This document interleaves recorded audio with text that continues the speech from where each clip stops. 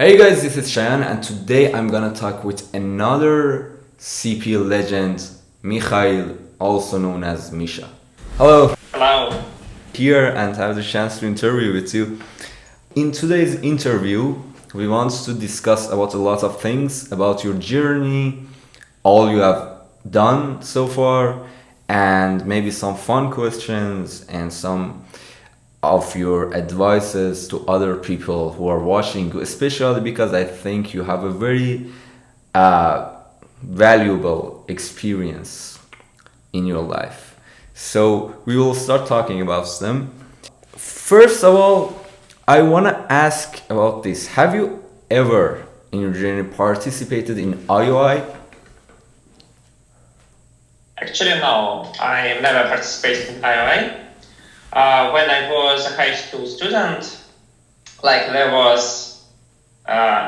different paths how I could have gone.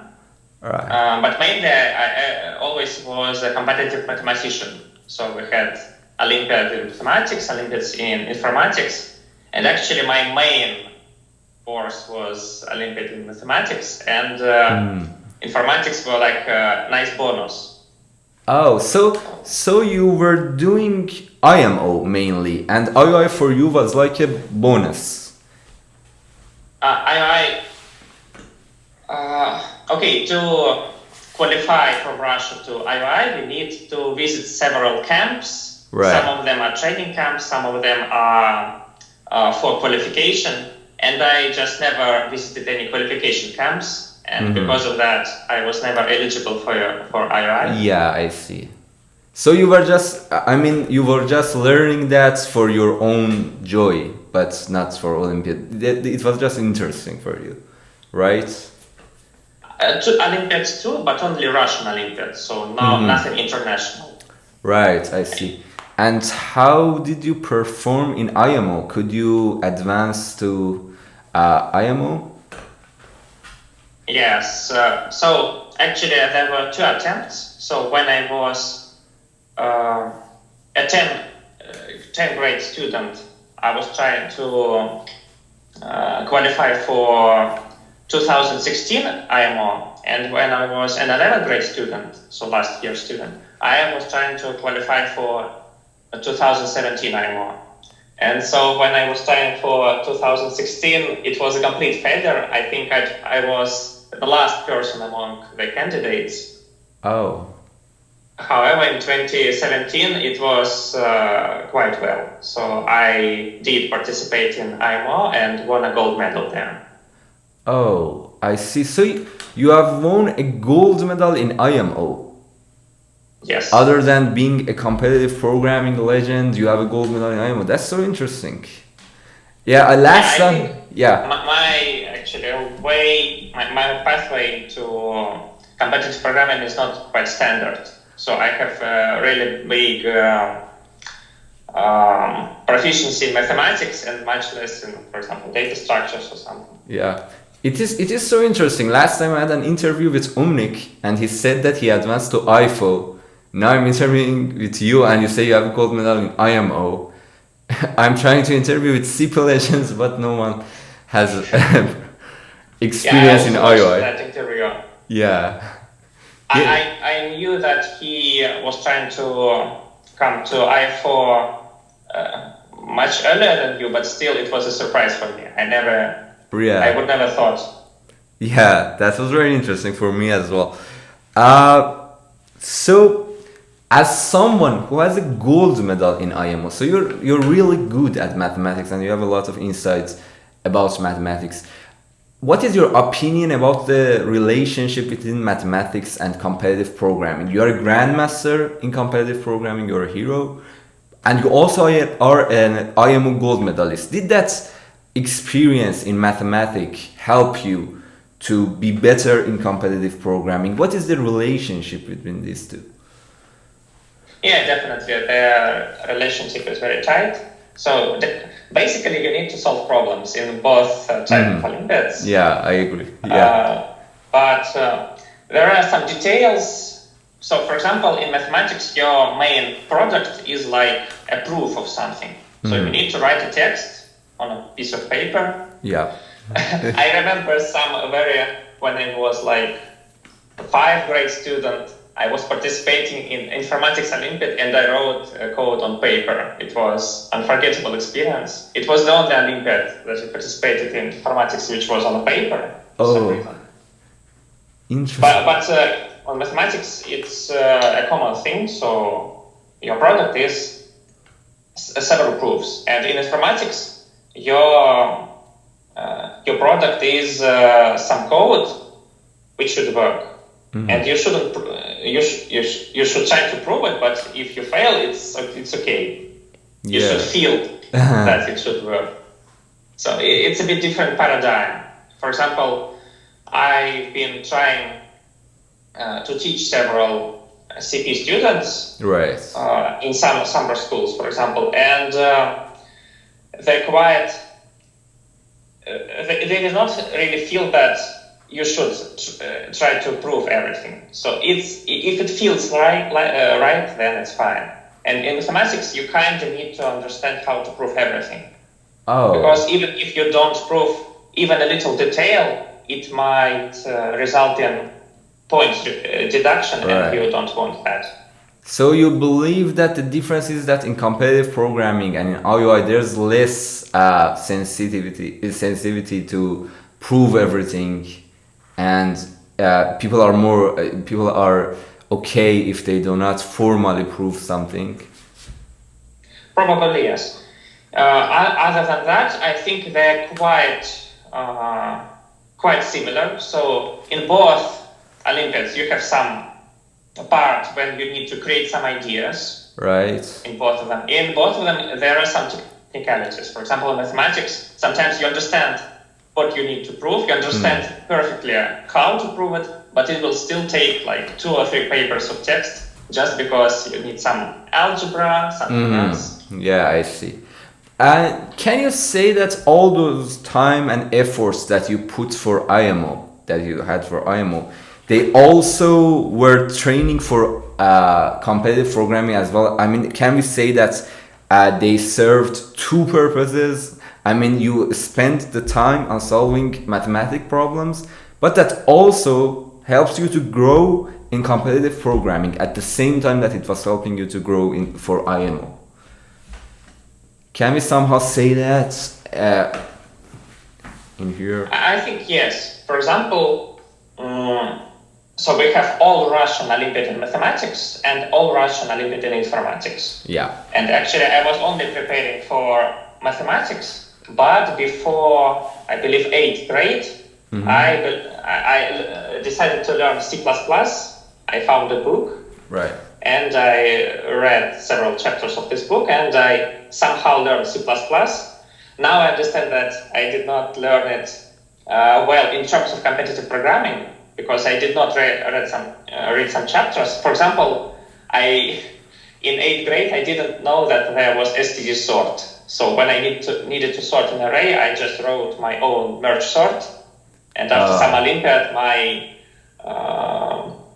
classmate said, "Why are you doing this? There is std sort. What are you doing? Why are you spending time?" Right. So you were always implementing that all by yourself. Yeah. So at beginning of 9th grade, I basically was good at math. And in informatics, I only knew some like very basic algorithms and C++. And this is enough to qualify for all Russian Olympiad in informatics and get 2nd prize. So actually, they were really well connected. I only needed to write some very basic stuff to debug maybe my programs. So you could also advance and to solve problems. Yeah, so you could also advance to IOI. You were the 2nd place. No. 2nd prize is not the 2nd place. 2nd prize second it's like prize. A silver medal. Okay, 2nd prize. There were no bronze medals, so like several people get gold medal and several people get silver medal. I see. Yeah, that's also the same.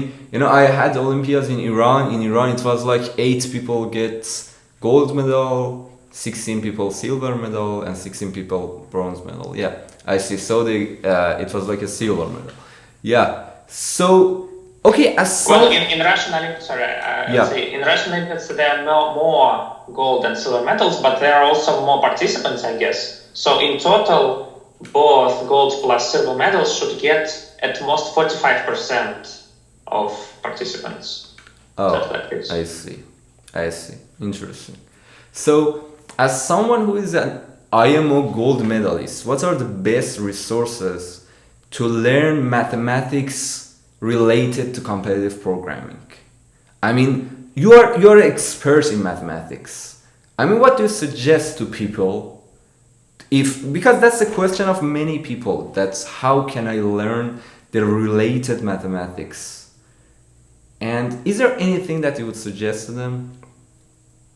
My answer will be a little bit dull, but in my Olympiad journey, I always had some good coaches. So in mathematics, Right. I learned in kind of best school in St. Petersburg, and there is best, in my opinion, mathematical center for gifted children. So I learned there. Also, I learned informatics. Andrew Stankiewicz gave me some good contests. So he is a great coach for IMO University, but he is also a coach for high school students. Yeah. So yeah. So you had great coaches? Some coaches. So basically, when I needed some new algorithm or when I didn't know how to solve problem, I basically can just could and still can ask questions to more talented in programming people. Oh, so you think there were great people who were able to help you and they were the best resources? Yeah, and they also, maybe they read some resource, so I can just read the same resource which they advise. Or they had a lecture, so somebody taught them the necessary algorithm. Well, a question that arises here is that what if someone does not have access to someone with this good expertise that they can get help from, how can they grow? I mean, if they do not have access to a good coach or they cannot ask someone about their questions, then what do you suggest to them? Well, I believe their journey will be a lot more harder. Right. A lot more hard. So they of course can Google, but what bothers me is I believe if you Google just some algorithm, probably half of the materials, if not more, will be of low quality or not what you need. I see. So probably you can read all of them and somehow understand which of them are good and which of them are not. But it will take time. So unfortunately, if you don't have a good coach, you have to be prepared to spend a lot of time to filter materials to find what you need. In practice, for example, Codeforces, I believe blogs are of high quality. Mm-hmm. You can also, for example, calculate, understand if the material is relevant by the number of comments. So if there are a lot of comments and they are mainly positive, then probably this material is nice. You should read it. Right. And is there anything that we can do for them? I mean, maybe, for example, what are the things that people can get from people with more expertise? And now that we live in a world with internet connection and everything, can we somehow provide such things, maybe advices, guidelines, and maybe some teaching materials for them, so that those people who do not have direct access to people with expertise, they can get benefit from them? Yes, I think so. For example, I know several people who just, for example, wrote their own CP book. So they feel like I'm an experienced programmer. I want to share my experience with the world. Right. So I will make a big list of algorithms and my explanations of how these algorithms work. For example, Peltorator made such a book. Several years ago, a person with handle you know me or something like this made a very big list. You know who, maybe? Sorry? I'm not sure. Didn't you see? So there was a huge post. Right. In which a person made a comprehensive list of all algorithms, data structures. Oh, it was really nice. I'm not sure about who did this. I think I haven't seen that blog. Maybe I need to recheck the handle. Okay. Yeah. Never mind. At some moment he was top 1 by contribution. Because of that. That's interesting. Okay, so definitely when a person feels like it, they can make a good big material with everything they know. But this is a lot of work, so it's kind of hard to perform such an act. So basically you can just write good blogs. It's not like explaining all topics that you know, it's like explaining one topic but really well. Exactly. With some links to problems where you can check that you understand the algorithm well. Yeah. In this site, I really like Codeforces edu because although it's still very small, yeah, exactly. But it's a good beginning. It's a really good beginning. Yeah. I hope more authors will go to Pavel Marin, who is like admin of edu, and say, I want to prepare a course on this topic. They will decide on the topic and make course. Actually, I would like myself to do something there. The only reason I didn't was that I was preparing for ICPC and it took really a lot of time. Right. Yeah, Codeforces edu is very good and nice, but exactly, as you said, it's so small and that's only a few topics there. And it's not really enough. So... Of course. Yeah. So that would be it's problematic. Own dream is somehow to maybe I wanted that in a few months I can cover the most of the necessary topics, and I wanted it to be free and accessible for everyone so that they can just go to the YouTube page and they can see all the related topics, all the enough resources for problem solving. You know, that was my own dream, but I don't know how much that's feasible and how much time and energy it would take. So maybe I should think more about getting help from others, etc. But I think we really need that. I mean, someone should do that after all, because there are a lot of competitive programmers and still there's not a video version of teaching everything anywhere. So I personally believe that it's enough and now someone should do it. Do you agree? Well, personally, I believe in Codeforces edu that it will grow. For some reason, it hasn't been growing for like a year or so, or maybe more. I don't know why. Maybe I should ask. Yeah. But yes, I agree that it is a good thing that you are going to do. It is feasible, but it depends on how much in detail you want to cover all topics. Yeah, you're and right. Also under which rating point. For example, if you want to cover all materials needed for a Grandmaster title, I think it's more than feasible. But for LGMs, you need much more to know. Yeah, and from somewhere, for example, in order to become an LGM, well, those people do not have any issue for finding resources. Most of the issue is for people who want to start. But once you get to some good level, then the rest of it is easy for you. I mean, you have some insight that what you should do.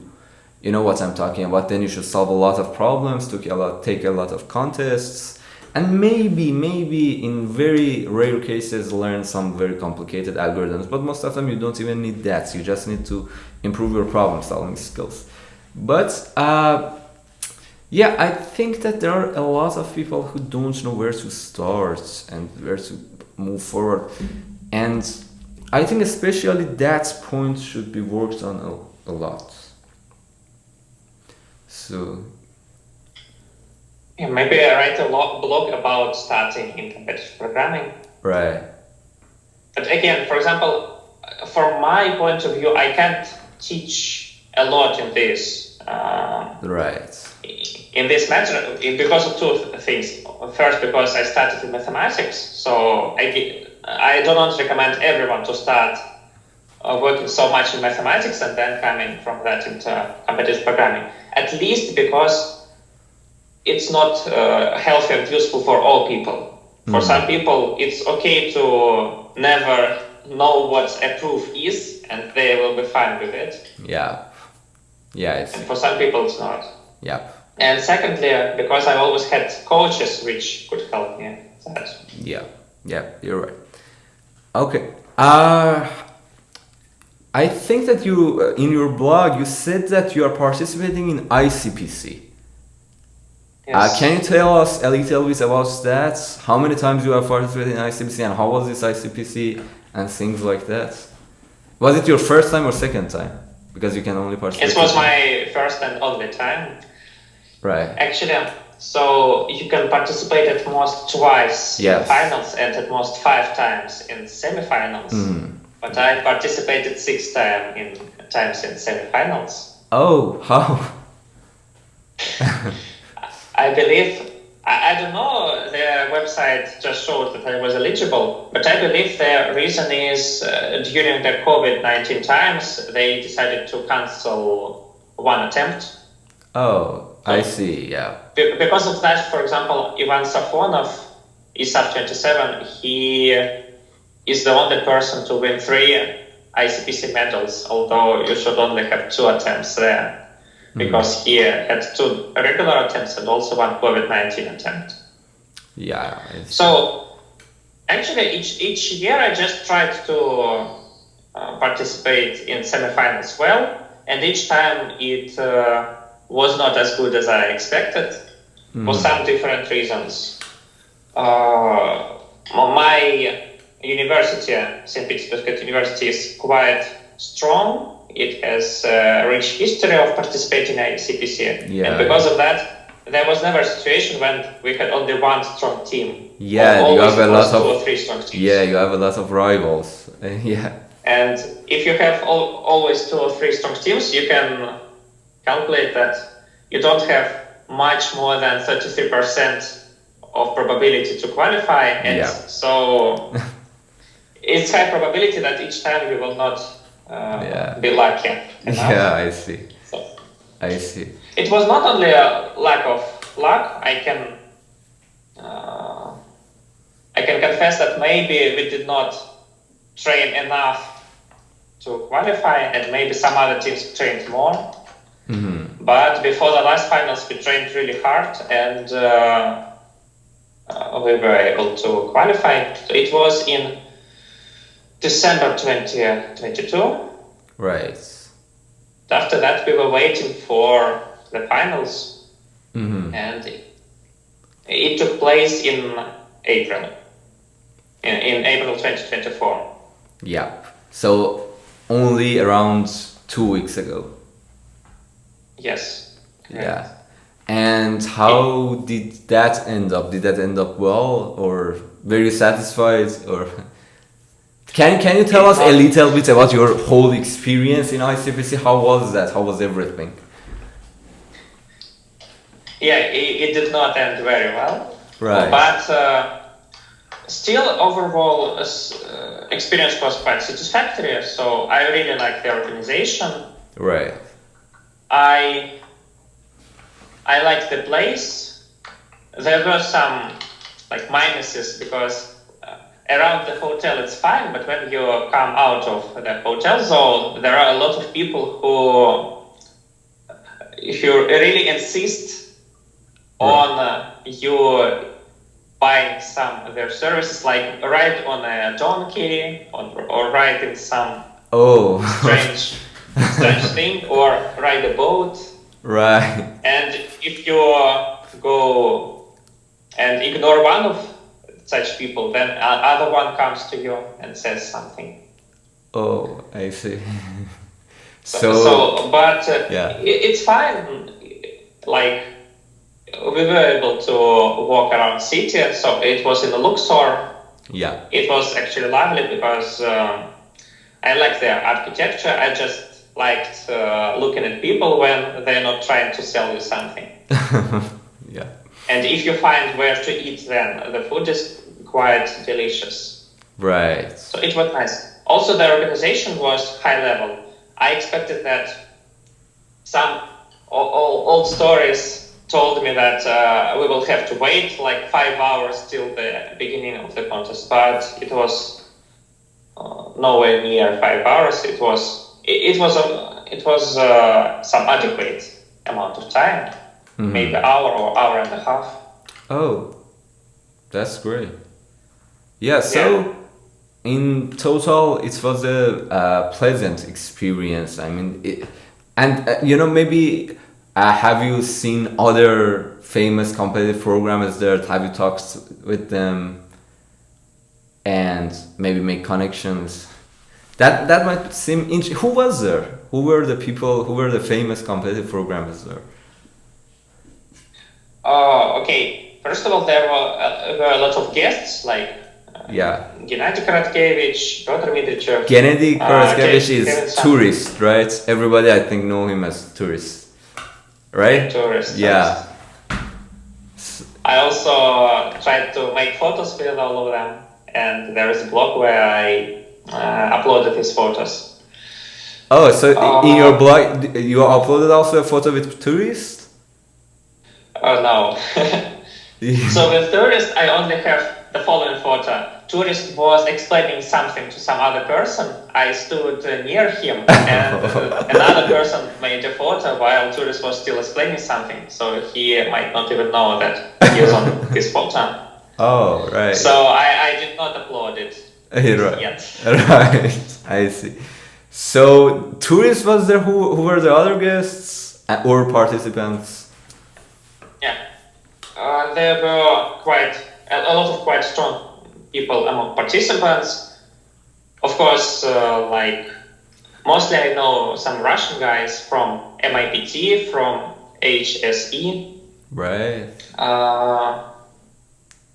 And we managed to become more friends than we were before because we talked a lot. They were a bit more successful than our team. Right. Also, as far as I know, there was Anton Trigup, which is quite known coordinator on Codeforces. Oh, right. We were already familiar before, but unfortunately we didn't manage to meet because there were like 1,000 participants, and each time when I needed to find someone, it was a huge pain. Right. I see. What was people from other countries? Have you made connections with them?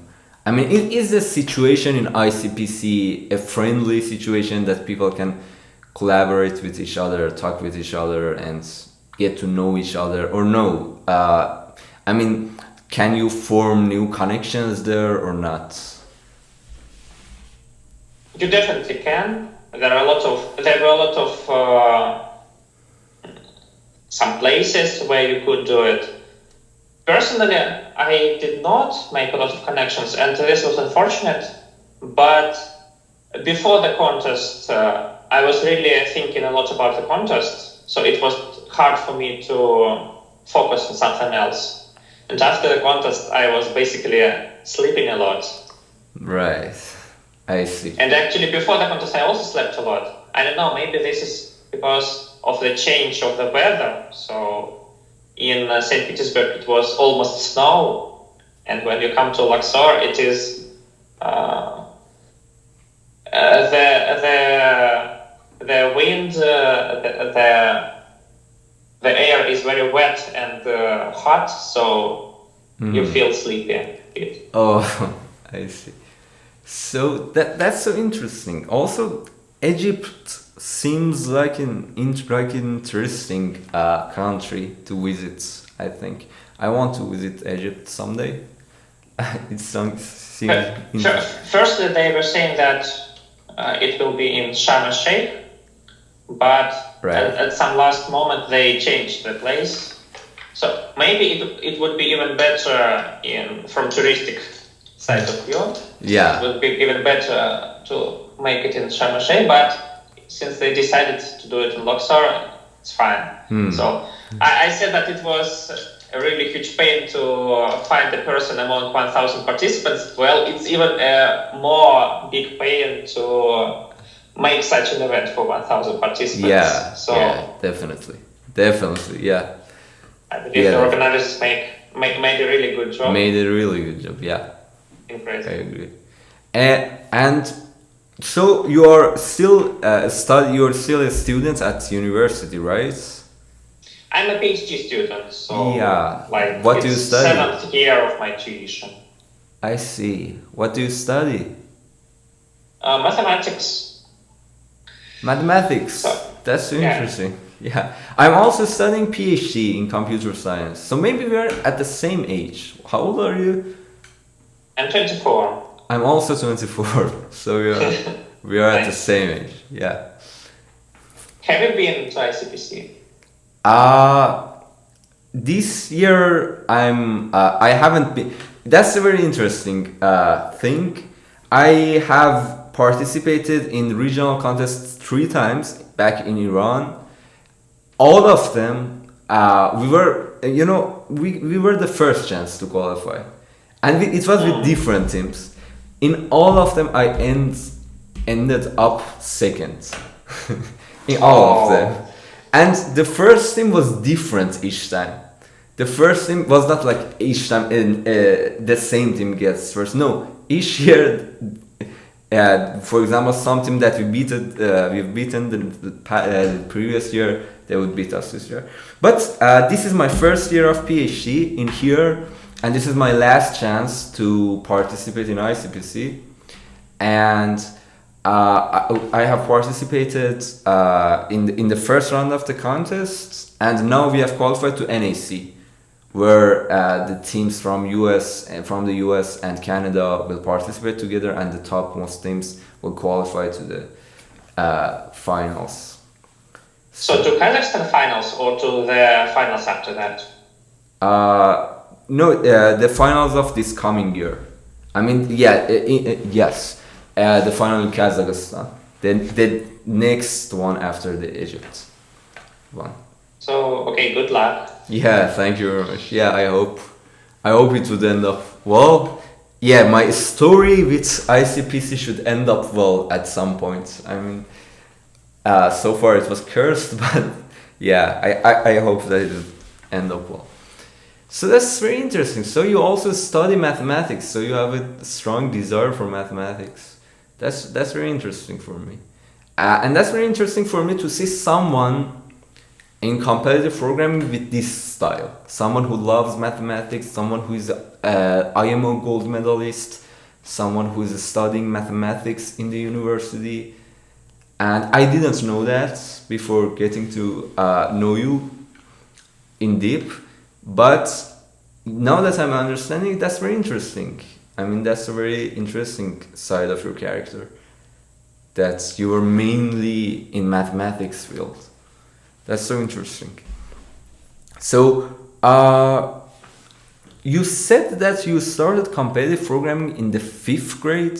I mean, how old were you when you started competitive programming? 5th grade should be like 12 years. Well, okay, on a serious note, so I believe that the period before I learned C++ does not really count a lot, because it was some kindergarten with Pascal and something like this. Right. Actually, the first language that I learned was Visual Basic. Right. So if you open any Microsoft Office application and press Alt plus F11, right, there will be Visual Basic for applications. So it's like something to write macros for Microsoft Office, and these were my first programs. So I just wrote some custom functions for Microsoft Excel, Visual Basic. After that, I learned just regular Visual Basic, which is not for applications, and tried making some Windows Forms applications where you have some buttons, some checkboxes, some text boxes, and you can write some things. And some nice logic. For example, you write your name and a box appears which says "Hello, Mikhail." Something like this. Yeah, I know. And only after that I learned Pascal, which is more appropriate for competitive programming. And after that I learned C++ myself. I see. So C++ was learned, let me remember, when I was 14, 13 years old, something like this. Pascal was learned 2 years before that, I think. And Visual Basic even before that. Yeah, I also learned that around the same age. Yeah, I was around 14, 15. When I started high school, I came into Olympiads and I started learning it. So I personally were encouraged by my school. They told us about Olympiads and I started learning competitive programming there. How were you encouraged? Did your school encourage you, or your family, or how did you get to know what is competitive programming, what is IMO, what is IOI, what is competitive programming, competitive mathematics? I learned about IMO and IOI maybe much later than just what Olympiads are. Yeah, so I learned at some point that there are some international Olympiads and you might try to qualify for them. Basically, I think both my parents and my school encouraged it. So my school is in my 3rd, 4th grade. My school was not the best in the city, but best in my neighborhood, I think. Yeah. And the teachers there liked to send children to all sorts of Olympiads. For example, I almost participated in Olympiad in Russian language, which really requires another sort of skills. So you need to write good texts and know grammar really well. But unfortunately, I wasn't able to participate for some reason. Okay, so they just sent all students to all Olympiads, and if some of them like something, then they can continue working in that direction. And so I participated in a neighborhood, I think it's called Municipal Olympiad in Mathematics, so this way in 5th grade. And I qualified for a regional Olympiad in mathematics, like among St. Petersburg students. And I won the second prize there. Again, it's like silver medal. And after that, I started learning math started learning math more seriously, I mean. So in 6th grade, I again won a second prize on that Olympiad, and in 7th grade I already won 1st grade. Right. In city Olympiad. So my parents always encouraged me, and also when I started visiting mathematical center, there were some nice teachers. They still work there, and they encouraged me a lot because they showed me that math is beautiful. Yeah. So I never knew that there could be such beautiful problems, such beautiful ideas. And also, before going to mathematical center, my knowledge of mathematics was really unbalanced. For example, I knew a lot in combinatorics, and I still like the combinatorics the most. But I almost knew nothing about geometry, and like one fourth of problems will be on geometry, and if you don't know geometry at all, you will fail essentially. Yeah. So they helped me with geometry, they helped me with algebra. So it was nice. Yeah, so it shows that schools and organizations play a pivotal role. And in the countries that do not perform well in Olympiads or in a larger scale, they cannot train a lot of experts in basic sciences. Maybe one of the most important issues is that they do not pay attention to having good schools and organizations who can talk about these with the students. I mean, maybe the situation in Russia is very good in it. They are very good. They have very good schools, very good organizations. Also in Iran, the situation was very good, and many of us got familiar with these things. But maybe in many countries, the situation is not very good, I guess, and that's why many talents will be wasted. And maybe if we were born there, we could never have a chance to get familiar with what we are enjoying right now. Probably. You actually raised a really a difficult topic, because even if in Russia, you can be born in Moscow or St. Petersburg and you get a good preparation. But if you are born, for example, in some more distant from regional centers, cities, then it's much more harder. Yeah, I see. Yeah, that's it's also... much harder because you don't have access to good teachers. You need to find them yourselves, or your parents should do that. Yeah, that's the exact same issue in Iran. If you live in Tehran, if you are born in Tehran, the capital city of Iran, then everything is good. But the other cities, no. The situation is not very good. Yeah, that's also the main issue in Iran as well. And that's not fair. In Olympiads, most of the students are from Tehran. From government point of view, it is also not obvious what to do, because if you create some regional centers for preparing for Olympiads, then there will be migration of talented people from smaller cities to the bigger cities, and that will result that in smaller cities you do not get a good education, because everyone goes from there, but now nobody comes back to teach new students. And it's hard. You cannot have only big cities. You need to have a good education everywhere. For example, in China, they somehow managed to have good education everywhere. So they have a decent level everywhere. And so if there is some really, really, really talented student, maybe they should go to capital and learn their math or programming. But if not, you can still stay in your city and still get a very decent education. Interesting. So there are a lot of countries, I believe, where it's not the case. How China fixes that? I mean, how China does that? As a very large country with a lot of population, a lot of people there, how can they do that? I don't know.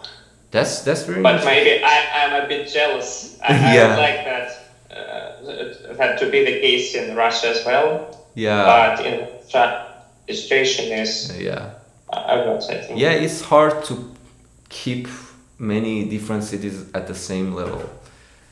And that's also an issue in Iran as well. Yeah, I see.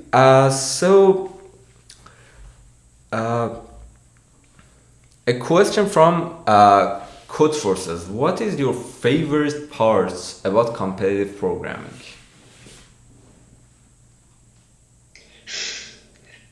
Well, I like everything about programming. I can say several parts, but I like them equally. I don't know. It's first of all, of course, it's problems. I really like. So a problem is like a riddle. You need to understand what author meant when they thought of this riddle, or maybe even not what the author thought, but what you think of this problem, and maybe it's even a better approach. In problems, you have, as I said, two parts. You need to come up with some ideas, and then you have some technical work. And I like thinking of ideas more because technical work is not something I'm really good at. So it takes me a lot of time to implement anything that I need. So that's how probably I was looking for my team. So my team is more of writing code and not thinking of ideas. And in that regard, ICPC is not the best Olympiad for me, because usually first 5 or 6 problems, they contain no idea at all. You just need to implement what is almost explicitly written in the statement. Right. But still I implemented something on ICPC. So I'm not the worst possible implementer, but still I'm much slower than my colleagues. Yeah, that's not the most interesting parts about competitive programming, I guess, implementation. I mean, those beautiful ideas are very... Well, sometimes I feel okay about that. For example, if I haven't been implementing a segment tree for a month, then it's kind of nice for me to just implement it once more and to remember that I'm still capable of it. Yeah. Or maybe DSU or some trip, anything like that. Yeah. So standard algorithms are also not that bad, but they just take a little bit too much time for me. Yeah. Also, I like social aspect of Olympiads. So it's funny, sometimes I just write to a random person in my friend list and say them, I call you for a duel, let's participate in the upcoming round. Right. It's not something serious, just who participates better, they won the duel and the other one loses the duel. It's only the way to lure people into Olympiads. So for example, my friends, they abandoned Codeforces, and I always try to bring them back so that they remember what is it like to write a Codeforces contest. I see. Because I think it's an enjoyable experience. I see. So, what do you do exactly right now? Yeah, are you also working alongside your studying at the university, or I mean, can you tell a little bit about your current life, what you're doing, etc.? Yeah, now I mainly learn at university, yes, and I'm working in some HFT startup. Oh, interesting. What do you exactly do there, etc.? Well, it's hard to say without violating anything. I see. Yeah, that's okay. I write some C++ code, which results in getting some money on some exchanges. Yeah, let's put it that way. That's very interesting. Good luck with that. And that's very interesting that many of the competitive programmers are working at some startups, and that's very interesting. That's what I really like. There are a lot of competitive programmers who right now are working on their own startups, and maybe it's very good to maybe someday talk about this, because that also helps people to understand that what is the future of competitive programming. For example, people who have become very good at competitive programming, what do they do after that in future, and what is their future plans? And I will talk with you about that for sure. That's what you're gonna do in future and what's your plan. But before that, I wanted to ask a question from you that I also asked from Umnik. There are some people who say that they do not progress in competitive programming. They're not satisfied with their progress. What is your advice to them? Well, I have some similar thoughts personally. Several years ago, I put myself a goal to become an LGM, and still I did not succeed. So I also maybe feel something similar. Just my current level is higher than, for example, 1300, 1400, but still it's a problem that you need to somehow progress, and it's hard to do. Right. Well, because of that, I don't really know. If you don't progress for a long time, probably you do something wrong. Yes. But first of all, it's a question, what is a long time? So if the long time is like 3 months, then probably you should continue. If like 2 years, maybe you're doing something wrong. Yeah, exactly. There are a lot of blogs which cover this topic, but I never tried to follow them, so I cannot personally confirm that what is said there is correct. So definitely you should revise what you're doing. Definitely, for example, if you are already 1300 and you're solving problems for 800, then it won't make you better, even though you maybe solve 100 problems a day. Yes, you're right. Because it's not what you need. Yeah, exactly. So the if way you learn you some train advanced topics, maybe it's also redundant for your level, because Omnic likes to say that you only need binary search to get read. Probably it's not quite true, but still there are not really many data structures and algorithms that you really need for advancing to read. Yeah, I see. So the way that you study for competitive programming really matters. I discussed about it with Umrik as well. I discussed it a lot, and there are many bad ways to learning them. Some people do not understand that the main point. I mean, they never have heard it from anyone, that the main point is solving so many problems, not learning many complicated data structures all from the beginning. It's like you have a book and you will read all of the data structures one by one. That's not useful. You have to just solve problems, and whenever you need a new algorithm to solve a new problem, then you can learn that. But the main focus should be on problem solving. This is what we were thinking mostly. Can you also tell us about your opinion on this and how yourself studied competitive programming?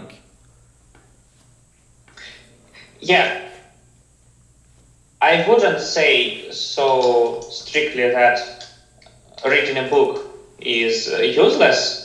You can try it, but again, if it doesn't help you for a year, then probably this is not the best way. Or probably you have already read too much of this book and you need to start doing something more useful.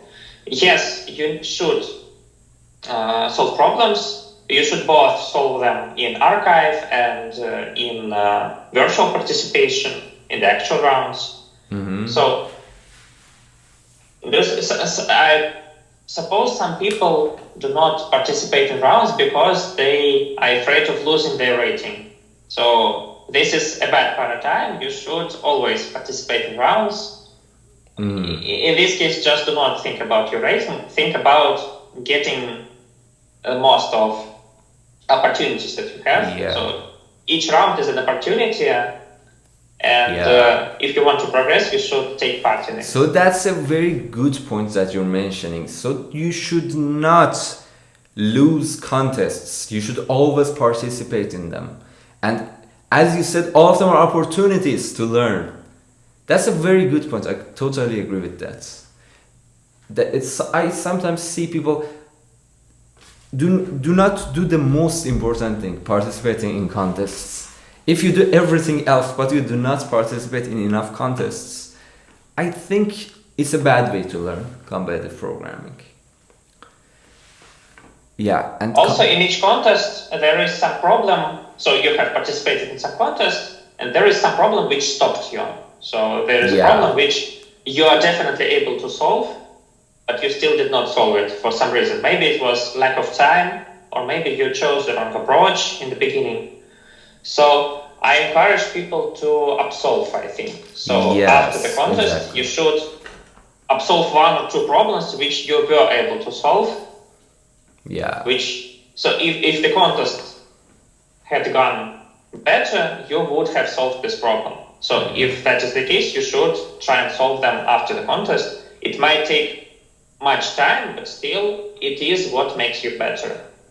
Yes, I see. Yeah, exactly. Upsolving is also the key. So you should participate in contests, and after that, upsolve one or two more problems and get them accepted. Right? I think so. Yeah, I totally agree. If you are maximalist, you can upsolve all problems, but maybe that is again not the best practice, because again, if so, we want to kind of be pragmatic. So during the real contest, it's not a high probability that you will solve all problems. Right. And since it's true, probably if you can solve the last problem, but it will take you 10 hours, maybe postpone it for some better times. And for now, just solve problems which you have big chances to solve during the contest. Yeah, maybe that. Yeah, exactly. I agree. So you need to understand what is most optimal for you. Yeah. Yep. Yeah.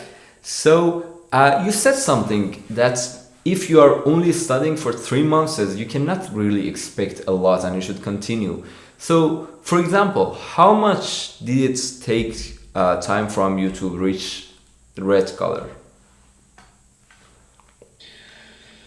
From when you started doing contests. So I want to know that. I want to know that how much time you should wait, how much time you should spend, so that you can expect great results, like becoming a Grandmaster. Well, again, in my personal story, I started competitive programming maybe in 2014 or 2015, when I started trying to participate in all Russian Olympiad informatics. So if we put this as the beginning of my journey, then for me it took 3 to 4 years to become red. I see. However, if we add the time that was spent on mathematics, which was really crucial for me, then it's even more. Right. However, I think it might be different for different people. So some people can reach red maybe in 2 years, or even a year and a half, and some people maybe need to spend 7 years. So it's hard to say. Unfortunately, actually 7 years sounds like a little bit too low, too much. Right. Maybe not 7 but years. Yeah, so it's not like you can expect that you reach Grandmaster in less than a year. That doesn't make sense. I mean, if you... Well, it's probably possible, but if you did not succeed in reaching it in less than a year, then the first question you need to ask yourself, maybe I just need to spend more time on this. Yeah, but I'm saying that's some sort of an unrealistic goal for you. For example, some legends of competitive programming, like yourself, like Omnik, like others, they did not reach there in less than a year. I mean, for example, Omnik is in the top 10 of Codeforces now. He is a legendary Grandmaster, but he did not become a Grandmaster in less than a year. So it's not a realistic goal for you, and you say that, okay, if I don't reach there, then everything is bad, so I have to try to do that in less than a year. No, growth takes time. Definitely, growth takes time, and sometimes a lot of time. Some person said that if you are learning something, then it should be hard. If it is not hard, then probably something's wrong. Probably you are not learning. Yeah, that's very interesting. Yeah, that's a good saying. So, Okay. Okay. So, what is your handle in Codeforces? Ors. What does ORS mean? Well, I googled at some moment, and ors means that some person is standing on their knees and hands, like, and Right. maybe bowing to someone or something. Yeah, I knew the meaning of it, but I wanted to ask it. Yeah, ORS is like someone is bowing down to someone. It's like the mimics. Did you mean that when you set your handle or not? Well, it's hard to say. These three letters are sometimes not literally what they mean, like bowing down to some person. Right. Sometimes it's just expression of your emotions. So if you failed the contest, you can also say ors. If you won a contest, you can say ors. Right. If you had a good breakfast, maybe it's ors. So, yeah. So personally, the reason why I chose this handle is not that I am bowing to someone. Just I saw that a lot of people on Codeforces use this word. Right. At that moment, I was Ivanov MP, because my surname is Ivanov. Then I shortened it to IMP, and then before the next new year, I decided that I need to change my handle to something nice. And at that moment, I got familiar with a lot of people who wrote ors in comments, and I decided maybe I need to change my handle to ors. So I looked who ors was. There was an ors on Codeforces, but it was a person who never wrote comments, who never participated in contests, etc., etc., etc. And Mike allowed that in this case you can capture their handle and make your own. So I did it, and maybe 4 years I'm ors. I don't really remember. I think 4 or 5 years. I think I can be ors. Yeah, that's so interesting. That's a very interesting handle to have. Yeah, and people use that a lot. I get some random pings, so some random person on Codeforces writes ors, and they just not write ors, but they write like user ors in square brackets. And because of that, they ping me, and I see that comment. And because of that, I sometimes get into some interesting conversations, because this ors thing is written in a blog, which is interesting by itself. So I have something to say there. Mm-hmm. Yeah, I see. So it also works for this purpose as well. Yes. Yeah. And also, in my last interview with Umnik, we were talking about talents. Umnik believed that talent does not exist, and even if genetics have any impact, it is only 1%, and the genetic is about what you like and what you don't like. But when, for example, you say that maybe some people can get to Grandmaster in 2 years, some get to Grandmaster in 5 years, some get in 10 years. Are you saying that talent is an important thing in competitive programming, or you agree with Umnik that it is not? I want to know your opinion on this. Well, my opinion is that talent matters, and definitely not everyone can become an LGM, unfortunately. So I believe that every person has some sort of ceiling which is not visible for anyone, but it is there, and to overcome this ceiling, you really need to, spend 18 hours a day on programming, which you obviously will not. And it's not a good idea to torture yourself. Yeah. And do something you're not supposed to do. For example, let's suppose that you can become a talented cook. So should you really spend all your time on Codeforces, or maybe you just have some other thing that you could be better in? Probably not. Probably you shouldn't torture yourself in this matter. Unfortunately, as I said, this ceiling is invisible, so you really don't know if you will become a great coder or not. Yeah. Also, it's not obvious for me how high or how low this ceiling can be. So not everyone can become an LGM, but can everyone become a red coder? I don't know. I think that maybe some people cannot even become red coders. Right. Just because, I don't know,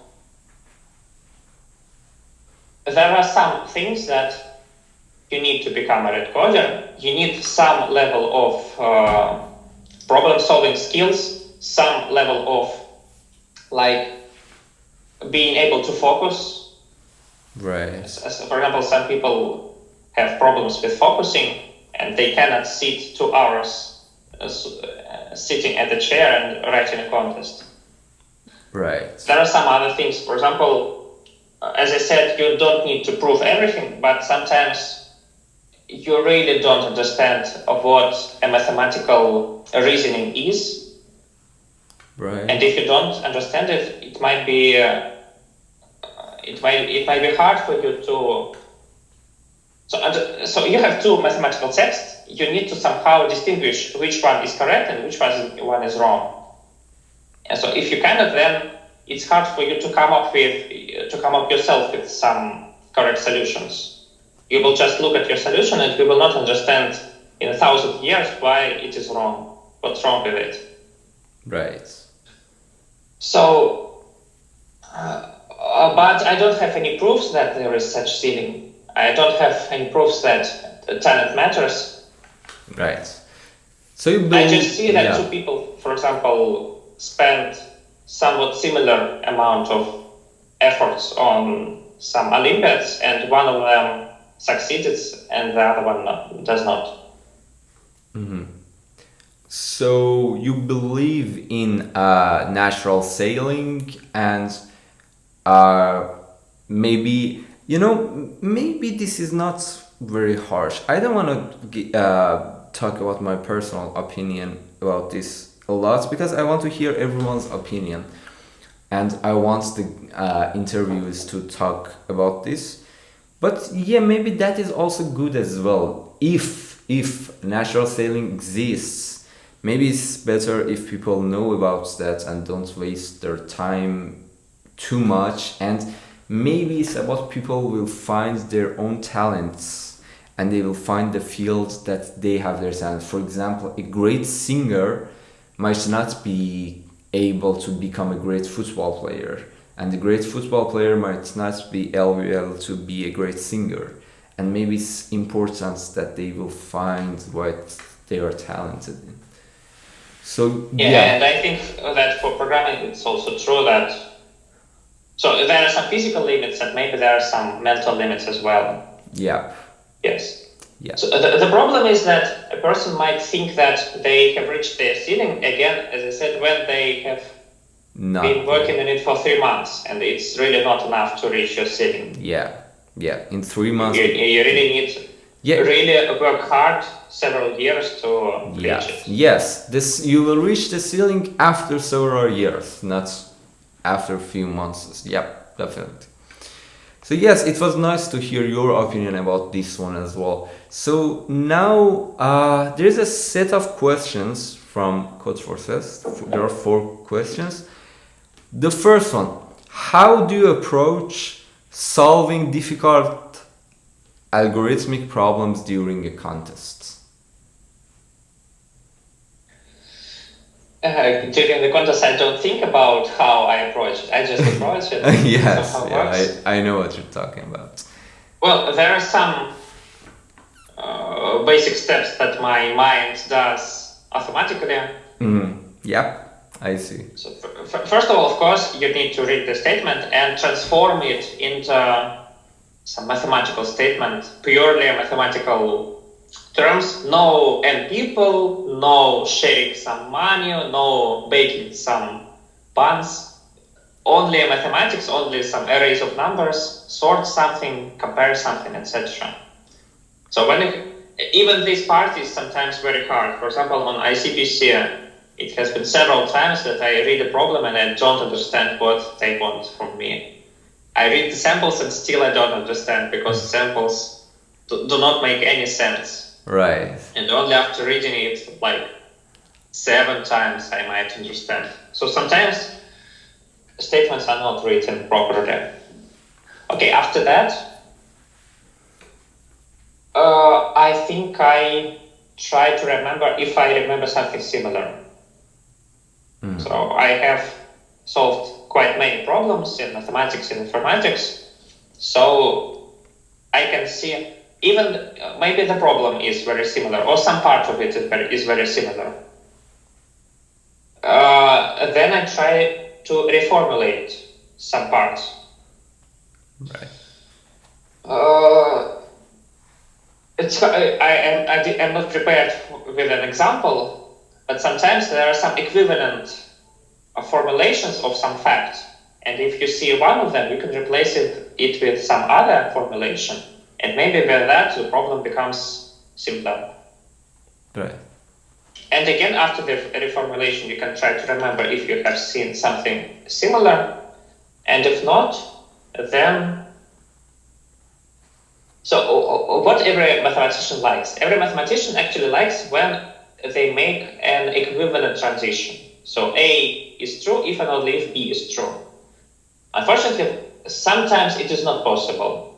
Why you do like it? You like it because if you make this step, you can always go back because the transition was equivalent. Sometimes the transitions are not equivalent. So if A, then B, but from B, it does not follow that A is true. Right. And this is sometimes sad to do because you had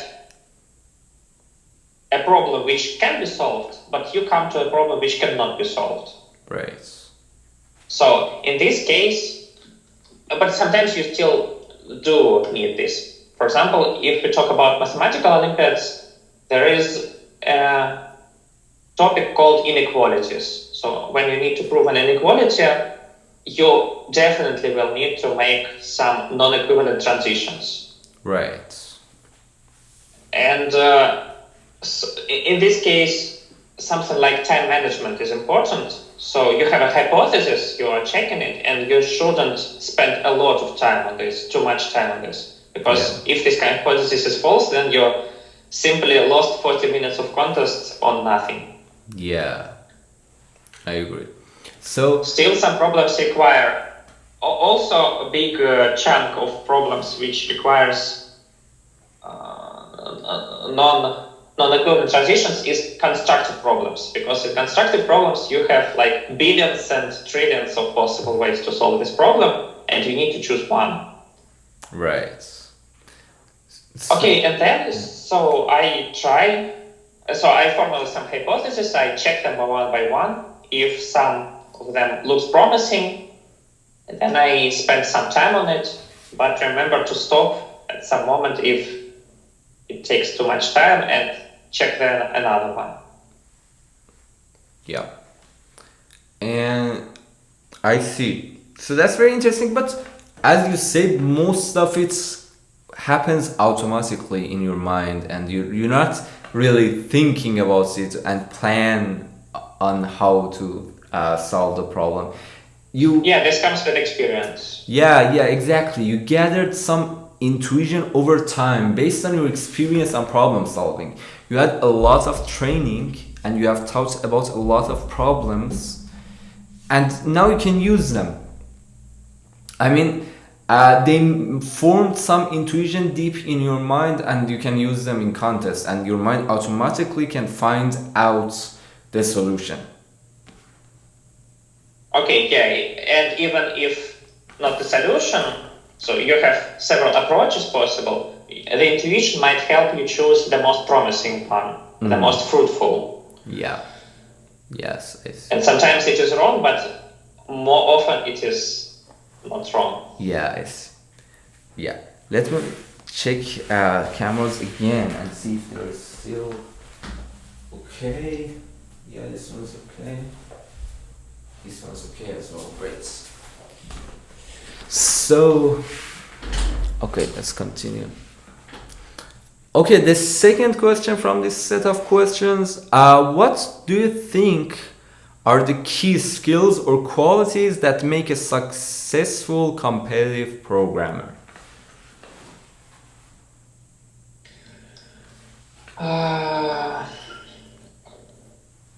Well, hard to say. Right. For different people, different skills are needed. For example, if a person is nervous, then the main thing they need is to be able to not be worried during the contest. Mm-hmm. Or if you are worried, then somehow stop doing that. Right. So if you're not too much worrying person, then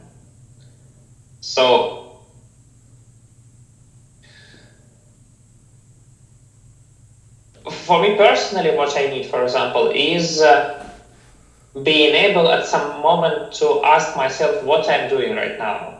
Right. So as I said, you should not focus on the same approach for too long, but sometimes I personally do it. And sometimes this is bad. I see. So you start you need some control. Yeah. What you're doing during the contest. Of course, you need to be clever in the sense that you can solve problems. You can solve problems fast. This is really important.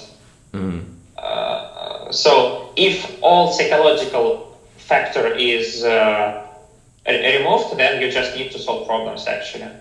Yeah.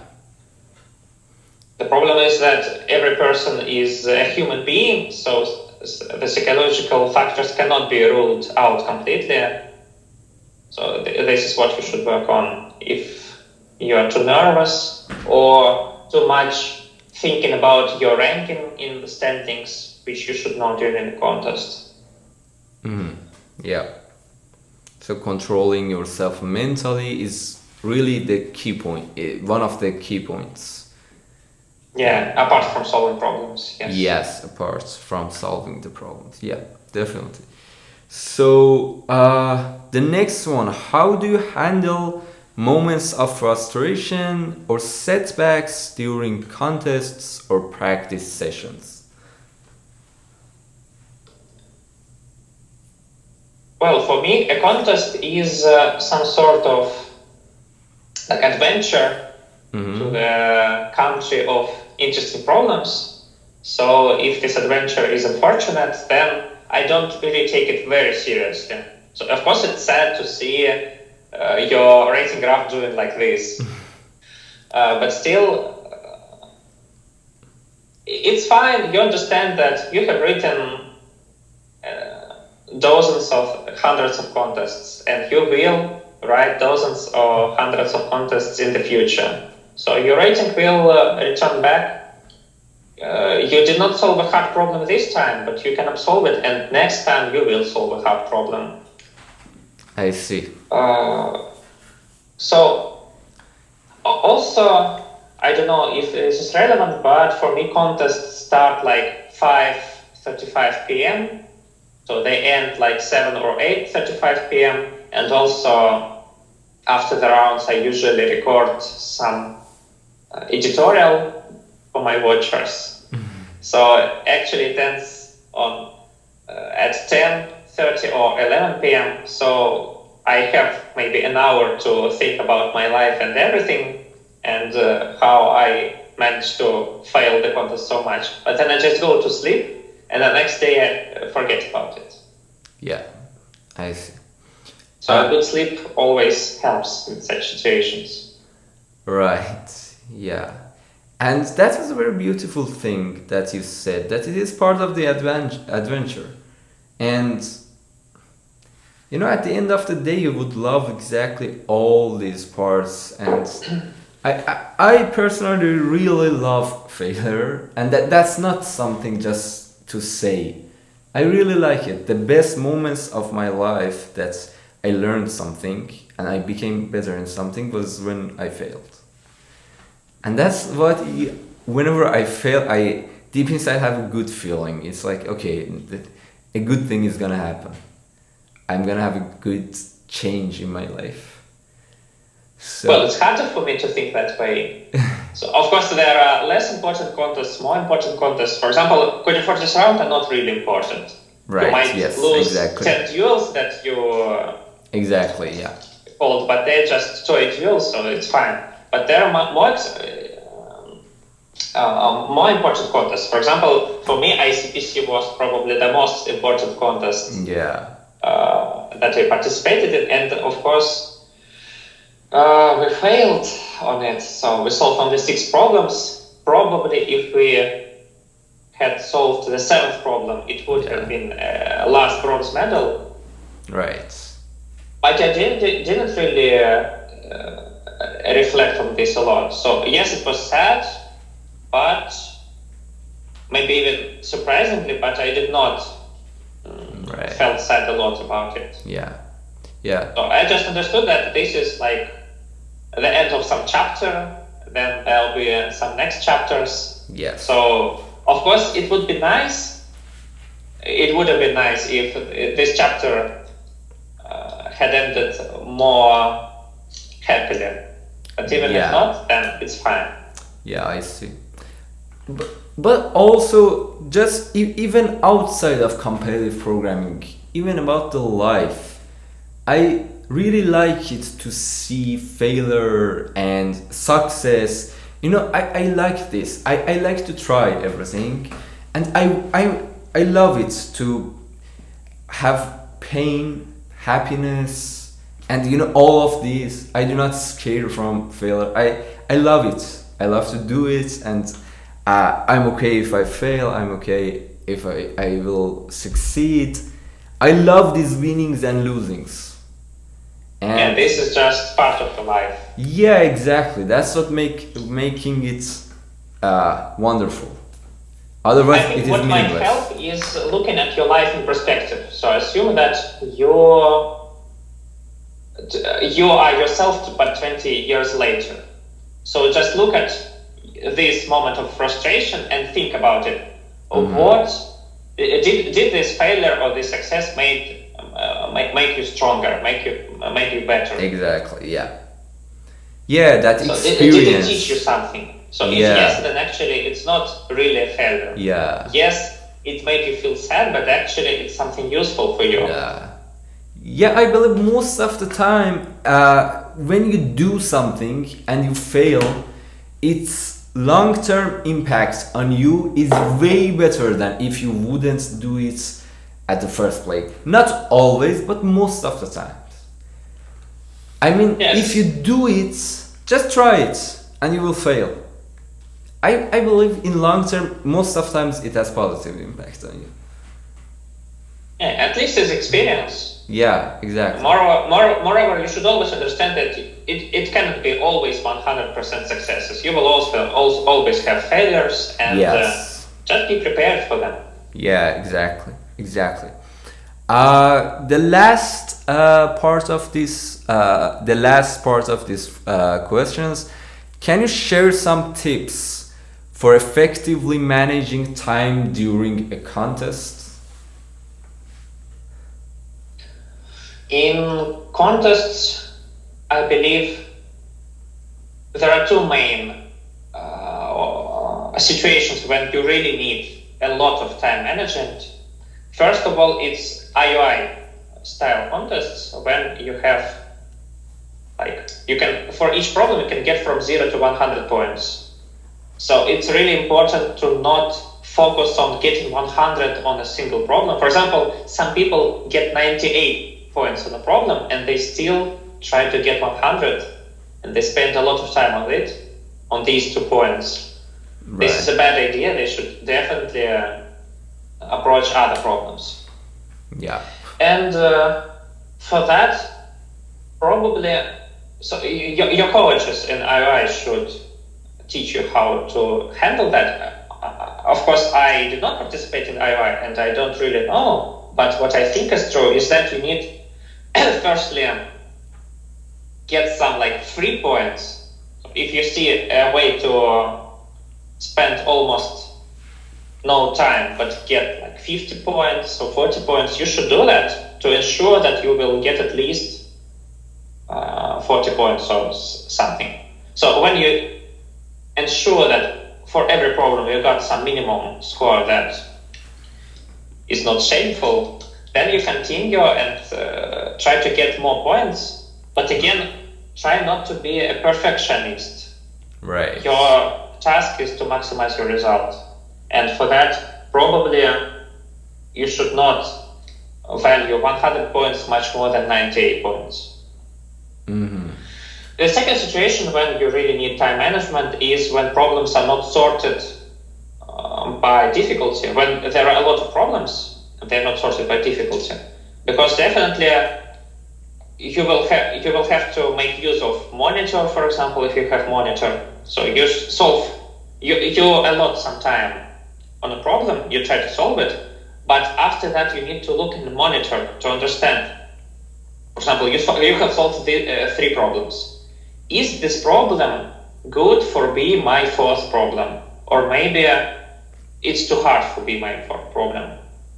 Sometimes you read a problem and you immediately understand what to do there, but it is a lot of code. So maybe you just need to drop this already solved problem because there are still a lot of problems in the problem set which might be easier. Yeah. So in this manner, in this side, yes, time management is really important. If we talk about Codeforces contests, I don't think that proper time management is #1 priority, because the problems are not IOI style and because they are sorted by difficulty. You should still have some feeling of balance. For example, some people are not afraid of making wrong submissions, and some other people are vice versa. They are really afraid of making some wrong submissions, and they spend another 15 minutes to check that their solution is correct. Probably both things are not really good. You should find some balance. So when you have some satisfactory level of confidence in your solution, you should submit it. Right. Probably you will get wrong answer test 3, but it's better than if your solution were already okay, but you spent 20 minutes of your time. Because you can still get back some points on the future problems, but nobody will return you the time that you spent on the already solved problem. Yeah, I see. And also one thing that you probably can do during the Codeforces contest is to skip problems. So sometimes it is a good idea to skip a problem. Again, a monitor can be your friend in this case, because if you see that everybody skips problem D but solves problem E, so maybe you should always also solve problem E. Right. Sometimes it is an error because problem E is just an already known exercise and it is just resubmitted from some Chinese archives. But this is life. Sometimes problems are already known by someone. You cannot do anything with that. If you're a good searcher in Chinese archives, you can try doing it yourself.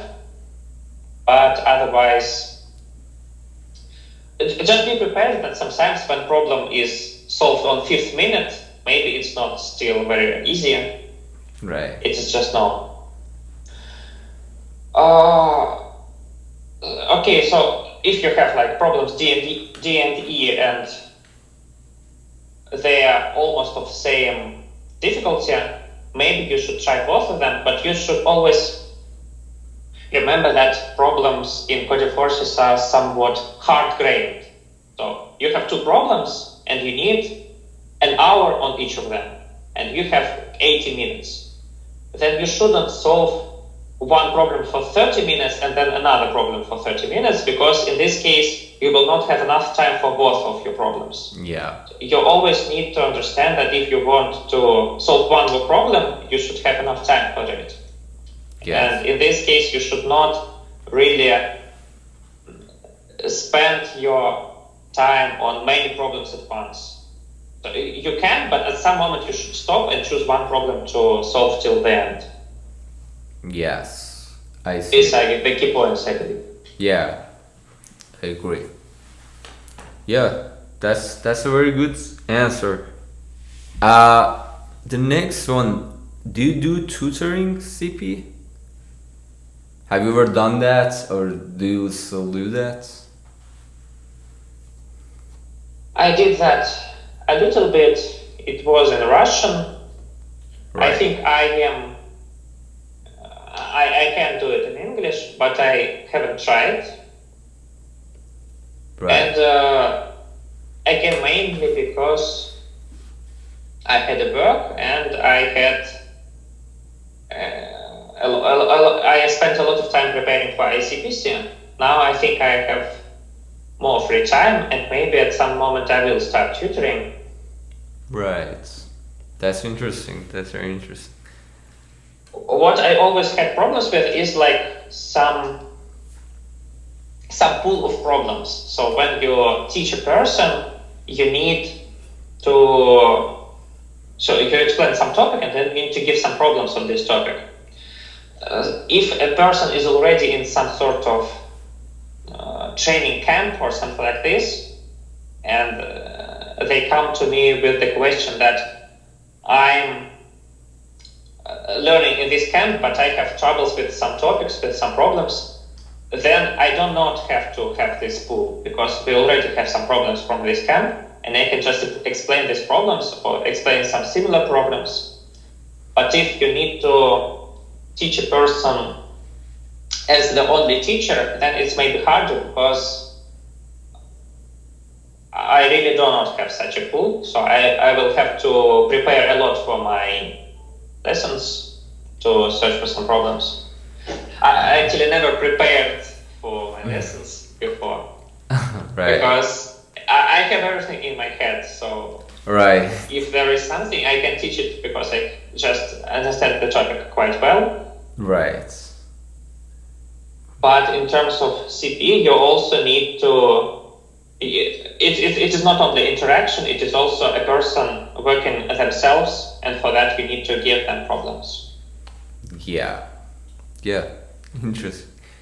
Yeah, and there's another question from Codeforces, which says that did you make your template yourself? And he says that it is. I haven't seen it, but he says that it is nice but horrible at the same time. What are your thoughts on it? Well, this is what I forgot. So you asked what are my most favorite points, most favorite part of competitive programming. Yeah. Well, actually one of them is being prepared for that, not only mentally, but also by having good pre-written code. So yes, every person can have a template in which they have all their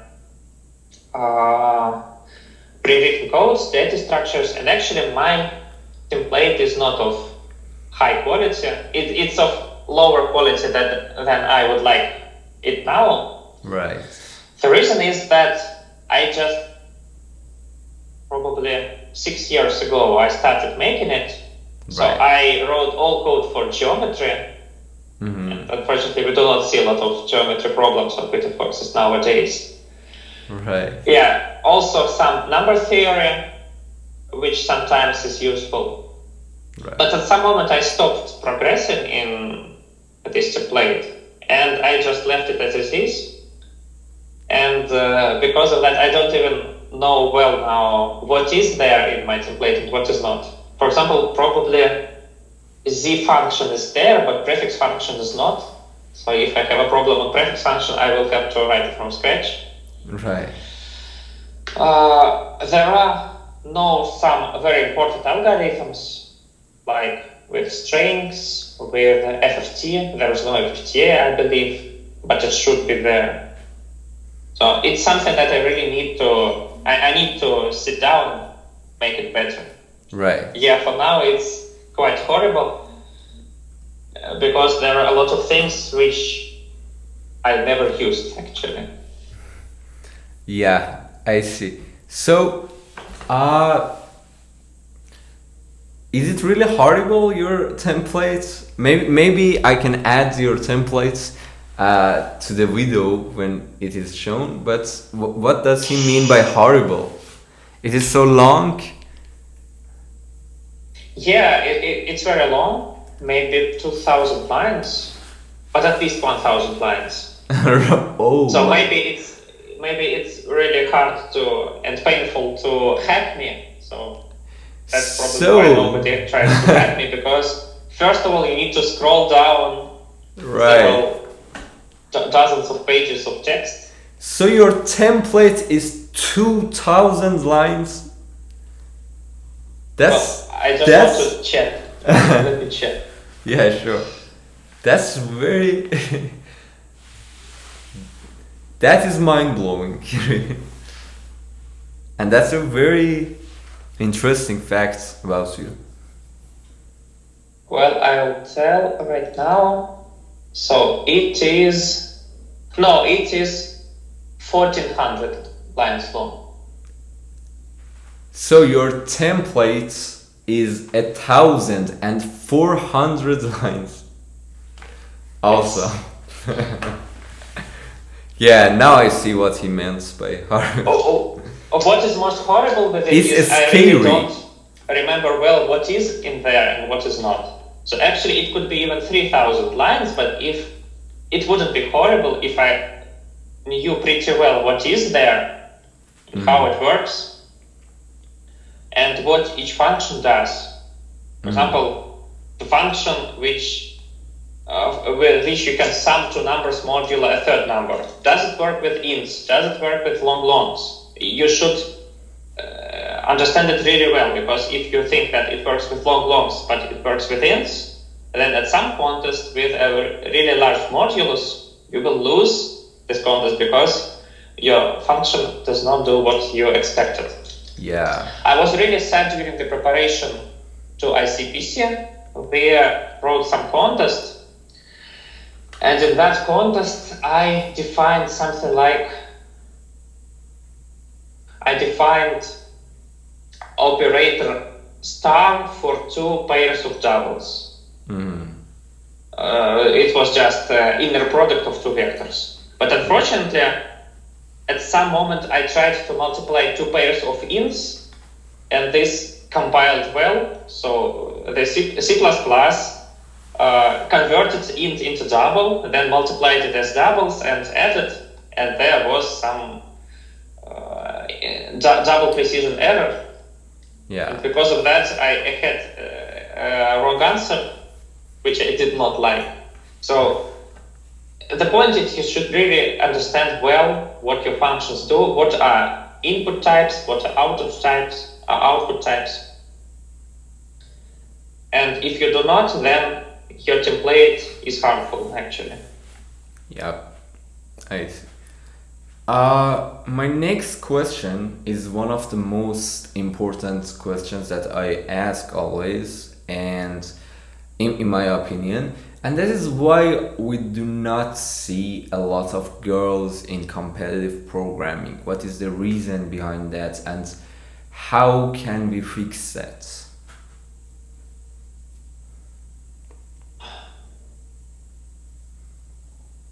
I think I know only some standard answers on this question, so that during some elementary and middle and high school, the society works this way, like it is more accepting for boys in competitive programming than girls. It might be some different ways how it's happening. Maybe it's just some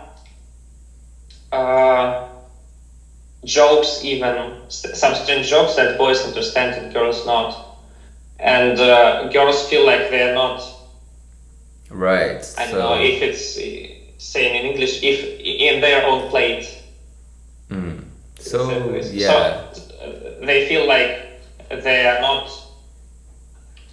So it's like so boys mostly talk with boys, and girls feel like they're doing something wrong, although they're not doing something wrong. So maybe it's like a toxic space that does not let girls in, and it makes them feel that this field is not for them, right? Yeah, probably. Yes. So yeah, it's hard to tell what exactly prevents, and it's hard to tell how to fix it. Probably everyone in this field should learn that the factors that they might feel like they are not important, that they are actually important. So if, for example, you're in some sort of training camp and there is a girl, she shouldn't feel isolated. It's hard to say how to force her not to feel isolated. So if boys want to talk more with boys, how do you force them to talk with girls as well? But it is what should be somehow done. For that reason, maybe what some people do is they make some quotas for girls. So they say that at this camp there are, for example, 8 reserved places, especially for girls. Maybe it's a good thing, I don't know. At least they feel not isolated. Right. At least they can discuss problems with themselves. Right. Also, there are some girls' Olympiads. For example, in mathematics, I really know that there is IGMO, European Girls Mathematical Olympiad. It's a good thing that there is such an Olympiad. Because actually, not only do countries focus on preparing their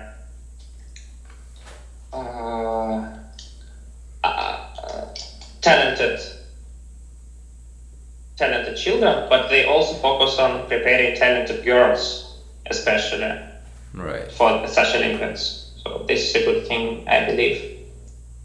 Right. But of course, this is a very hard and controversial topic. Right. So some people would say that it's a bad thing to make quotas because it might make girls feel like they need some special measures to compete against males. This is a hard topic. Yeah. Yes. And yeah, exactly. You don't know what you should do about it, what you should not do about it.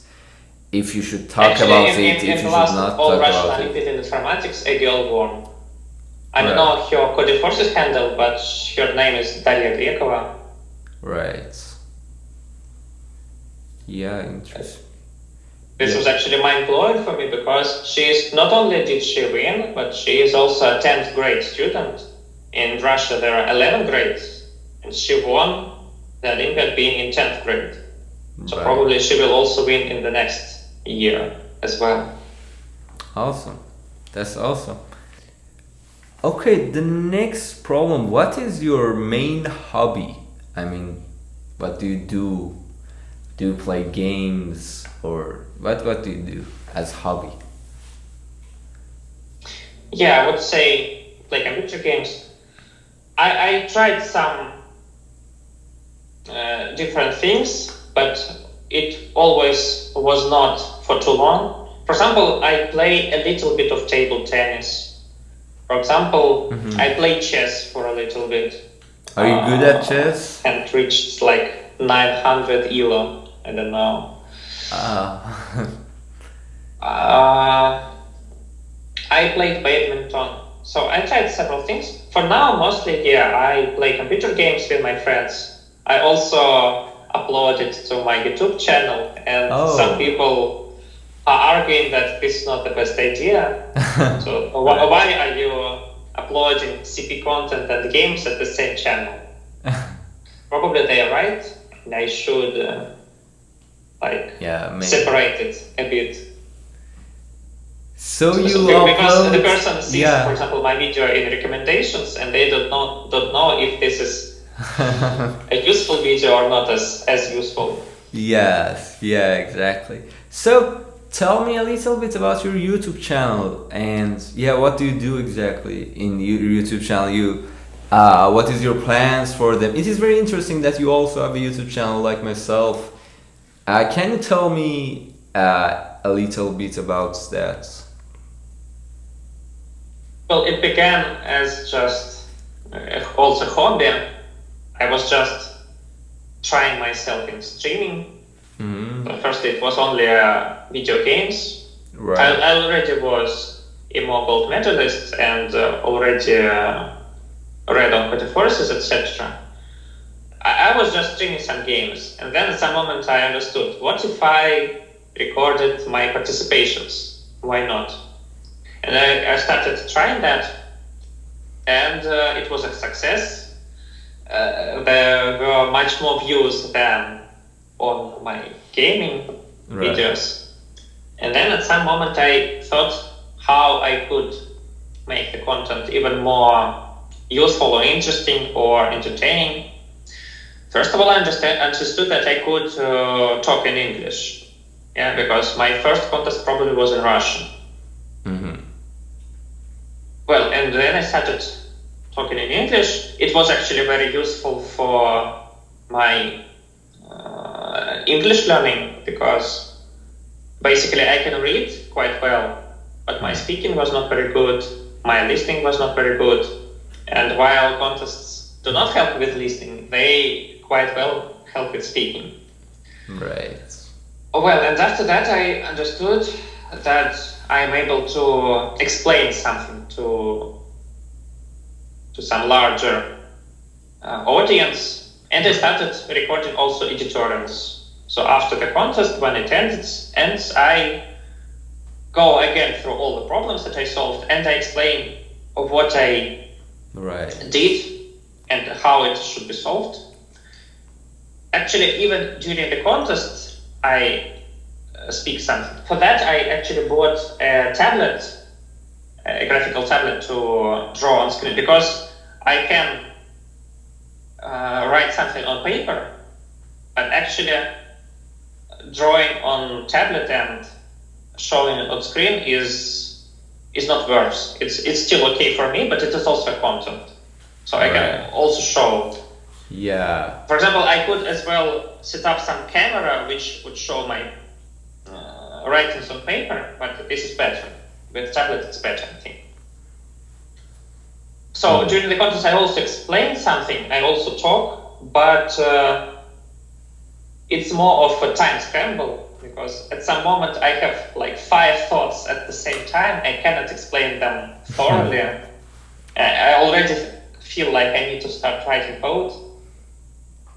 And so I prefer to write code at this moment, and then after the contest I can explain it slower. Right, I see. So what is your future plans for your YouTube channel? Do you rather continue the CP content or the gaming content, or what are your future plans for this YouTube channel? Well, the plans are quite blurry. The problem is I wanted to join a partnership program with YouTube, because if you have at least 1,000 subscribers and some number of hours of watches the last half year, you can join partnership program. But unfortunately, I cannot, because I'm from Russia, and YouTube blocked it. Oh, so that's probably sad. it can be solved some way. So maybe, for example, for YouTube it's not important what my citizenship is, but rather if I have just any document of other countries, such as leave permission or something like this. Mm-hmm. I don't know. So maybe I just can get some of these documents, and this way I could join the partnership program. Yeah. But if no, it's a bit sad that I probably will have to wait until the restrictions are removed, and we don't know how long we will have to wait for that. Yeah. But yes, in terms of gaming content, I probably will upload it. Why not? So even if nobody watches it, it's still like a good memories in several years. Yeah. When I can watch how I play Yeah. and say not very good words to my friends when they are winning me in some games. And contests as well. So maybe I will separate them the channels. I think I will continue to record contests. Why not? Right. So while the contests go good, why not write them? And while I'm writing them, why not also make good content? Yeah, I see.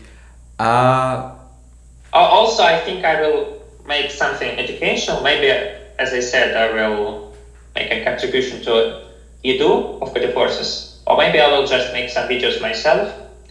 I'm still thinking of how it should look like. Yep.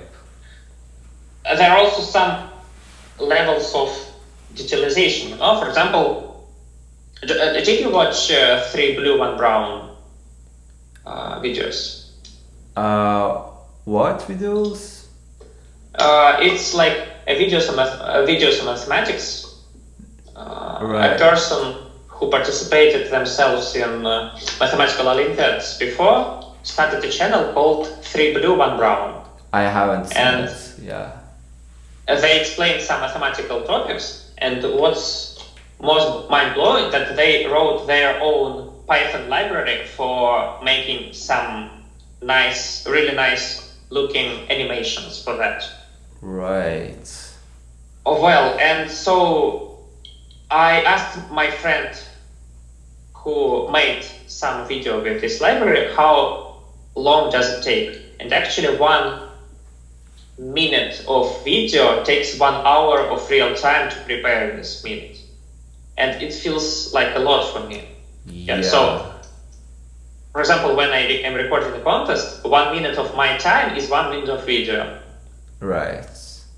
So, do I need to like make these detailed videos with beautiful animations, or probably I just should like open some PowerPoint presentation and show it with slides and say something?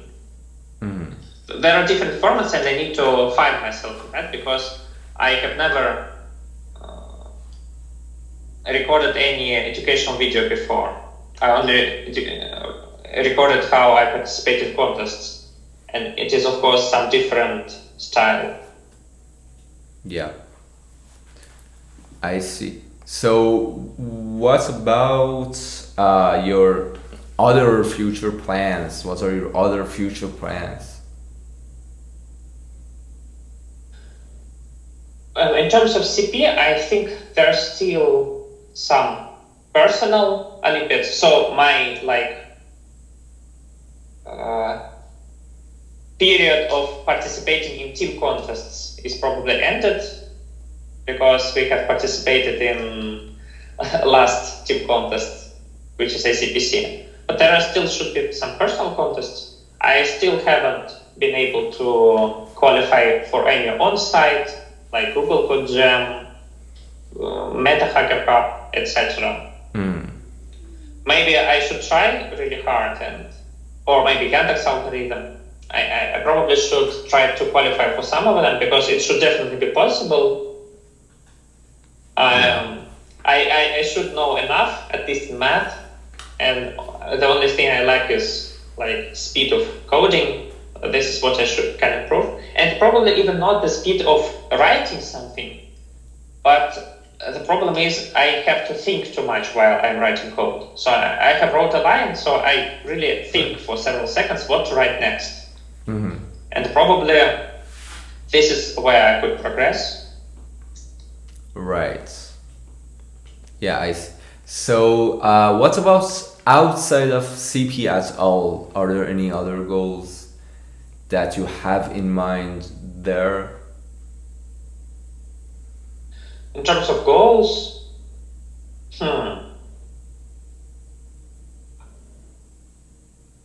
well, some quite basic ones. Maybe, for example, I am not doing any sports. I should choose something like swimming and go once or twice a week there.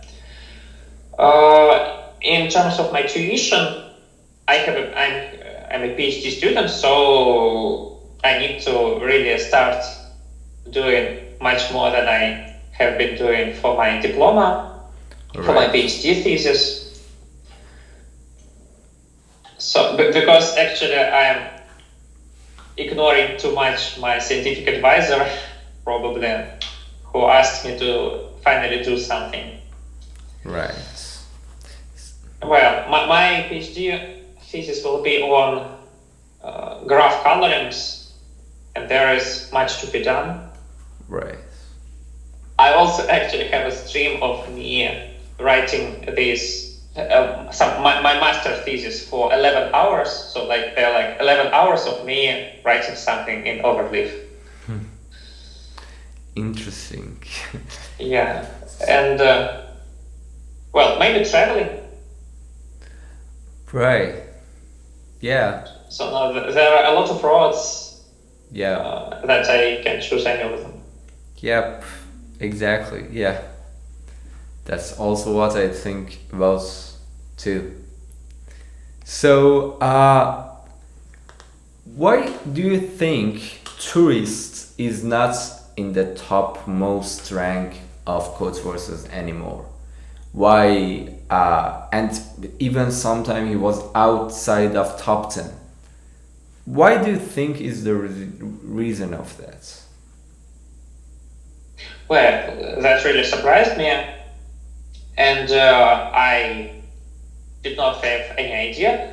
What I really thought was that he was unlucky for several contests in a row, but now we see that he is already again in top 10, but still not top 1. Yes. For some reason.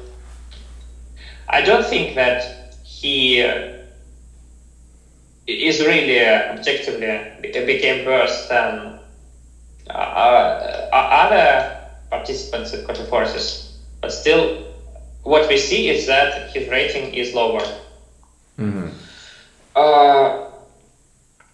So when I watched your interview with Omnik, yeah, I actually heard a very sensible point of view, and probably I agree that maybe he moved from Russia to USA, and because of that something changed. Yeah, maybe. Yeah. Maybe, for example, he is more focused on work. Maybe he's working there, for example, and because of that he cannot spend as much time on contests. Yeah, maybe. Probably it's the time, so he was really used to writing them in the evening, but now he is writing them in early morning, and it's very different. Mm-hmm. Yeah, I agree. Yeah, moving from your country to another one. So he tourist was living in Russia, not in Belarus.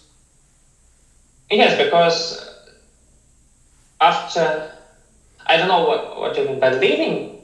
Yeah, but yeah, after high school, which was in Belarus, he moved to Russia just because he was a student of IMO University, which is in Russia. And after that, I believe he was a teacher in IMO University. Right. So he taught some lectures. Well, actually, Belarus and Russia, in some sense, there is a lot of common. So, for example, you do not need any passport for moving between these countries. You should only have your inner passport of Belarus or of Russia. Yeah. And that's enough. Yeah. So probably even if he lived in Russia, it was easy for him to visit Belarus as many times as he wanted. Yeah. Probably. Yeah. I see. So you think that this changes in his life has made it hard to be as good as he was previously in the contests? Uh, Well, also it's not all contests. For example, he participated virtually in ICPC, and he finished it brilliantly with his team. So they solved all problems, and even the first place was not near solving all the problems of the contest. He also participates in U Cups, Universal Cups, and the results are also astonishing. There is always either first one or almost the first one. mm-hmm. But there he is not a single, he is with a team, and his team is also very strong. Probably Kevin Sam, Andrew He, and he are participants of his team in Universal Cup. Right. They are all very strong. Right. But yes, something's preventing him from participating that well. I hope that at some moment he settles well in USA and he will feel okay.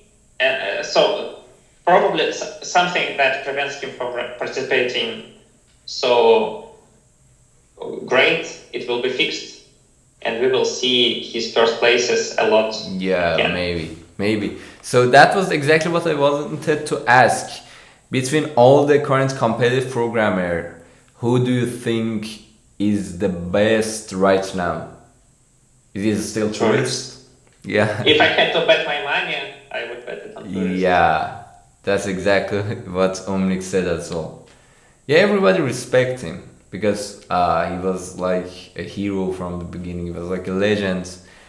And most of us, when we started, we were used to see him at top. And I personally really hope that he will be back there.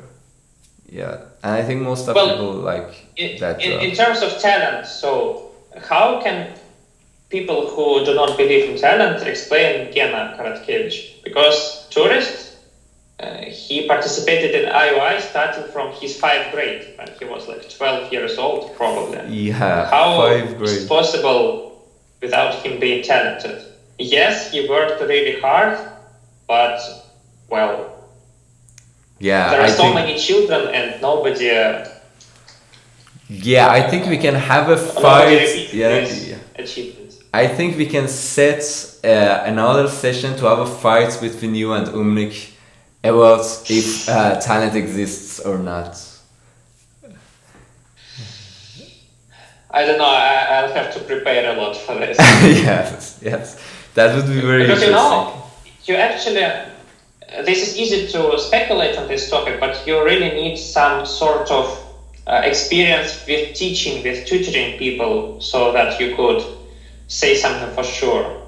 Yes. So, without this experience, you're right. You cannot really prove your opinion. words with some experience. Yeah, that's completely. Yeah, I think that's a very controversial topic, and maybe it's good if someday there would be many of us, and not only one by one talking, but more than 2 people, and then we all discuss our ideas and see if we can deal on something or not about this. Yeah. Like debates? Yes, some sort of debate. Yeah, maybe. I think it would be interesting. Yeah, I agree. It would be interesting. Yeah, that is very nice to get to know you more, and I hope that we will do more things together in future, and maybe we can provide more values. And I will definitely wish you good luck with your YouTube channel. That is really fantastic, and wish you the best in university. And I hope that we can be in touch more. Yeah, you are a very valuable person when I see you. So I hope that all will go well. And thanks a lot for this great interview. It was really nice to hear your opinion, and hope to see you again here. Thank you. I also liked very much our conversation. You're a great interviewer. Thank you. I wish. Thank you very much again. Goodbye for now. Thank you.